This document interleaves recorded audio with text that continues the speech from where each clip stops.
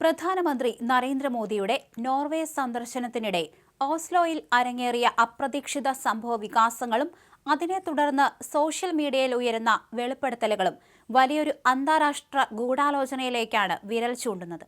Oslo ആസ്ഥാനമായി പ്രവർത്തിക്കുന്ന ദാഗ്സവിസൻ എന്ന നോർവീജിയൻ പത്രത്തിലെ ഫ്രീലാൻസ് ജേർണലിസ്റ്റും കമാൻഡറേറ്ററുമായ ഹെല്ലെ ലിങ് സ്വേഡ്സൺ എന്ന വനിതാ മാധ്യമ പ്രവർത്തക പ്രധാനമന്ത്രി നരേന്ദ്രമോദിക്ക് നേരെ ഉയർത്തിയ ചോദ്യവും അതിനു പിന്നാലെ അവരുടെ സോഷ്യൽ മീഡിയ പ്രൊഫൈലുകളിൽ ഉണ്ടായ അസ്വാഭാവികമായ മാറ്റങ്ങളുമാണ് ഇപ്പോൾ വലിയ സംശയങ്ങൾക്ക് ഇടയാക്കിയിരിക്കുന്നത്.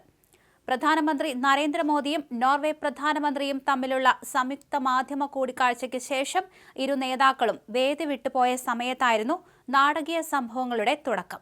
ലോകത്തിലെ ഏറ്റവും സ്വാതന്ത്ര്യമുള്ള മാധ്യമങ്ങളുടെ ചോദ്യങ്ങൾക്ക് മറുപടി നൽകാൻ താങ്കൾ എന്തുകൊണ്ട് തയ്യാറാകുന്നില്ല എന്ന് ഹെല്ലെ ലിങ് വിളിച്ചു ചോദിക്കുകയായിരുന്നു.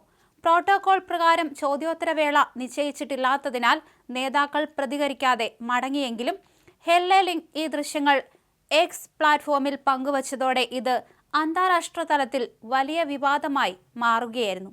എന്നാൽ ഈ സംഭവത്തിന് പിന്നാലെ ഈ മാധ്യമപ്രവർത്തകയുടെ സോഷ്യൽ മീഡിയ പശ്ചാത്തലത്തെക്കുറിച്ച് പുറത്തുവരുന്ന വിവരങ്ങൾ തികച്ചും ഞെട്ടിക്കുന്നതാണ്. ഒരു വാർത്തയ്ക്ക് ഇത്ര പണം എന്ന നിരക്കിൽ വിവിധ വിദേശ മാധ്യമങ്ങൾക്കായി ഫ്രീലാൻസ് അടിസ്ഥാനത്തിൽ ജോലി ചെയ്യുന്ന വ്യക്തിയാണ് ഹെല്ലെ ലിങ് എന്ന രാഷ്ട്രീയ നിരീക്ഷകർ ചൂണ്ടിക്കാണിക്കുന്നു. ഈ വിവാദ സംഭവത്തിന് തൊട്ട് മുമ്പ് വരെ അവരുടെ എക്സ് അക്കൗണ്ടിലെ ഫോളോവേഴ്സിന്റെ എണ്ണം വെറും 800-ൽ താഴെ മാത്രമായിരുന്നു. അതിലും അത്ഭുതകരമായ വസ്തുത, ഇത്രയും കാലത്തെ അവരുടെ മാധ്യമപ്രവർത്തന ജീവിതത്തിനിടയിൽ ഒരിക്കൽ പോലും ഇന്ത്യയെക്കുറിച്ചോ പ്രധാനമന്ത്രി നരേന്ദ്രമോദിയെക്കുറിച്ചോ ദക്ഷിണേന്ത്യൻ രാഷ്ട്രീയത്തെക്കുറിച്ചോ അവർ ഒരു ട്വീറ്റ് പോലും പങ്കുവച്ചിരുന്നില്ല എന്നതാണ്. 2024 ഏപ്രിലിന് ശേഷം എക്സിൽ സജീവമല്ലാതായിരുന്ന ഇവർ പെട്ടെന്ന് ഒരു ദിവസം പ്രധാനമന്ത്രി മോദിക്കെതിരെ വീഡിയോ പങ്കുവച്ചുകൊണ്ട് രംഗത്തെത്തുകയും തൊട്ടടുത്ത ദിവസങ്ങൾക്കുള്ളിൽ ഫോളോവേഴ്സിന്റെ എണ്ണത്തിൽ 27,000-ത്തിലധികം അസ്വാഭാവികമായ കുതിച്ചുചാട്ടം ഉണ്ടാവുകയും ചെയ്തു. എഡിറ്റ് ഓപ്ഷൻ ലഭിക്കാനായി പെട്ടെന്ന് തന്നെ പണം നൽകി അക്കൗണ്ട് ബ്ലൂ വെരിഫൈഡ് ആക്കിയതായും അവർ സമ്മതിച്ചിട്ടുണ്ട്. അതേസമയം ഒരു വിദേശ മാധ്യമ പ്രവർത്തകയ്ക്ക് പെട്ടെന്നുണ്ടായ ഈ ഇന്ത്യൻ വിരുദ്ധ താൽപര്യവും ഫോളോവേഴ്സിന്റെ കുതിപ്പും കൃത്യമായി ആസൂത്രണം ചെയ്ത ഒരു ഡിജിറ്റൽ കൊട്ടേഷൻ ആക്രമണത്തിന്റെ ഭാഗമാണെന്ന ആരോപണമാണ് BJP IT സെൽ മേധാവി അമിത് മാളവ്യ അടക്കമുള്ളവർ ഉന്നയിക്കുന്നത്.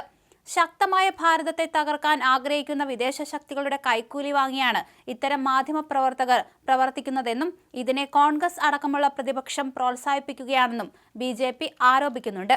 വിവാദത്തിന് പിന്നാലെ ഇന്ത്യൻ എംബസിയുടെ ക്ഷണപ്രകാരം മന്ത്രാലയത്തിന്റെ പ്രത്യേക വാർത്താ സമ്മേളനത്തിൽ പങ്കെടുത്ത ഹെല്ലെ ലിങ് ഇന്ത്യയിലെ മനുഷ്യാവകാശ ലംഘനങ്ങളെയും മാധ്യമ സ്വാതന്ത്ര്യത്തെയും കുറിച്ച് വീണ്ടും ചോദിച്ചു. എന്നാൽ അവിടെയുണ്ടായിരുന്ന വിദേശകാര്യ മന്ത്രാലയ സെക്രട്ടറി സിബി ജോർജ് ഹെല്ലെ ലിങ്ങിന് ചുട്ട മറുപടിയാണ് നൽകിയത്.